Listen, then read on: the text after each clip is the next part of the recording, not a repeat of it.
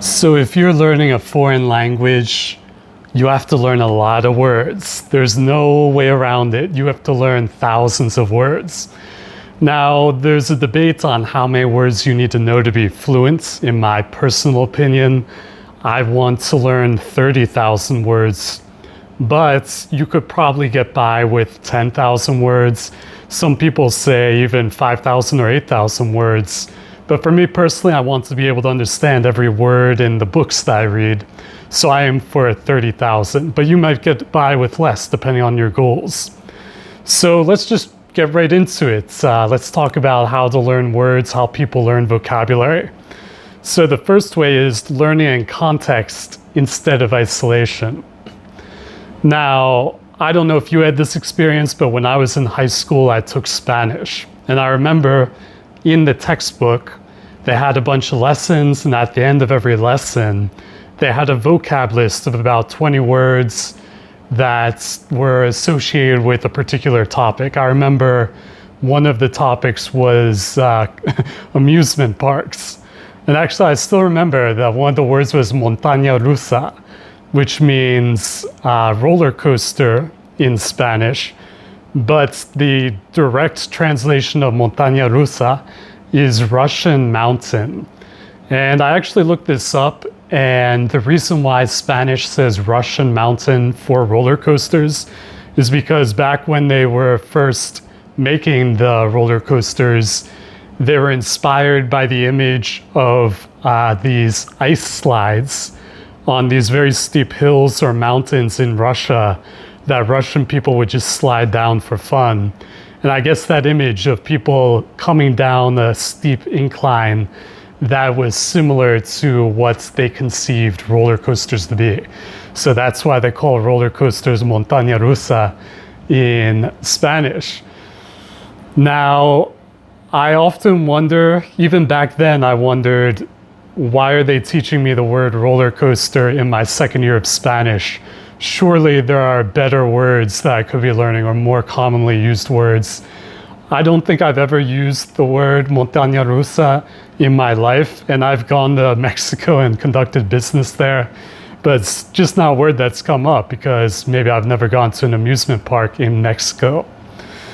Anyway, I think the vocab list and learning one word per one word is not very effective, because the way that we learn better when we have more associations, more connections.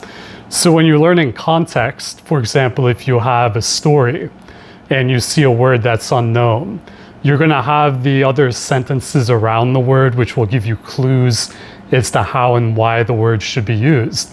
And this all helps you to memorize the word, because it helps jog your memory when you come across this new word. So another technique that people use is learning word parts, such as stems, prefixes, and suffixes. I actually use this somewhat for learning Sanskrit. For example, in Sanskrit, abasat means spoke, but if you add the prefix prati means towards. So if you add prati to abasat, it means addressed. So abasat is spoke to, prati abasat is addressed. And this can be another way that you can learn words, just by giving you more context again, basically more hooks that you can sink into the meaning to help you remember it better. Another technique is immersion, immersive techniques. And I think what this is basically you spend a lot of time in the foreign language. For example, watching foreign language TV, or playing foreign language radio, or reading books in the foreign language, or changing your phone to be in the foreign language. Basically, get as much exposure as possible, immerse yourself in the language. I think this operates by exposing yourself to the words a great number of times. So the more times that you get exposed to the word, the higher the chances that you're going to remember it, just by having experienced it in your life more times. The next method or technique is mnemonic devices. If you've watched my other videos, you know I'm a fan of mnemonics. But basically what mnemonics are another way to connect words to the meaning.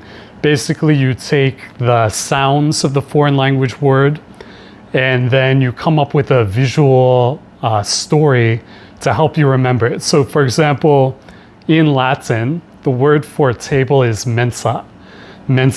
And so what you can do is, the mnemonic is visualizing men sitting around a table. So mensa, you have men at the beginning, and you just imagine men sitting around the table, and that's how you can remember that mensa is table in Latin. Now, if you'll notice, men doesn't perfectly line up with mensa. There's still that sa. But the point of a mnemonic is just to give you enough of a reminder to remember the entire word. Lastly, a method that people use that I also use is SRS, Spaced Repetition System, and flashcards.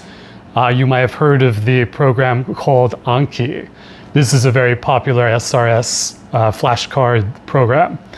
And the best thing about SRS is that it shows you the words or sentences that you put into it more often when you don't know them, and it shows the ones that you already have a good grasp on less often. So you can optimize the amount of time that you're spending on material that you need to spend more time on because it's more difficult for you to remember. So Anki and these other flashcard apps use algorithms to choose when to show you the flashcards based on if you remember or if you forget them. And this can be a very effective way to learn a lot of material very quickly. But I think at the end of the day, you want to use as many of these methods in conjunction with each other, because why not? If you can use multiple methods at the same time, for example, maybe you have Anki flashcards, but you have the full sentence that the word appeared in, so you have the context, and you have the mnemonic device that you created for it, and you got the sentence because you're immersing yourself in the language all day, every day. And maybe you also learned the stems and prefix meanings, and that helps you to learn the word as well. So if you can combine all of these, the more the better. And yeah, that will help you to learn the thousands of words that you need to know. So a quick announcement, I haven't launched this officially, I haven't announced it yet officially, but I'm starting a new community on School called the Learn That Language Now community. If you like my videos or you like this video, you definitely want to sign up. I'm going to have videos in there that I can't talk about on YouTube very easily. So I'll be able to cover material there that I can't cover here. As well as I'm going to make my master class that covers how to get fluent from being a novice, a beginner, all the way to an expert with demonstrations of how I do it. I'm also going to have video courses for all my books, and I'm going to have guided meditations, visualization exercises, as well as you'll get access to me. I'll be active in there. There's a message board. If you have a question, you can just post it and I'll probably answer it. Or if you have a video suggestion, maybe I'll make the video for you specifically. So I'm still setting up the community. That's why I haven't launched it officially yet. But as a thank you for joining now, I've reduced the price of the monthly fee to $19 a month. I'm probably going to raise it to $40 or $50 a month. But if you get in now, you can get it for $19 a month, and that's a thank you for bearing with me while I set it up. And furthermore, it's a thank you because even when I raise it to the new price, if you have the original $19 a month price, you'll keep that for as long as you're a member. And that's a thank you from me to you. So if you want to get into the community, click the link in the description of this video, or there should be a join now button showing up right about now on the screen, and click that and join the community. I'd be so thankful to see you there, and I'm so excited for it. So, okay, good luck with your studies, and thank you so much.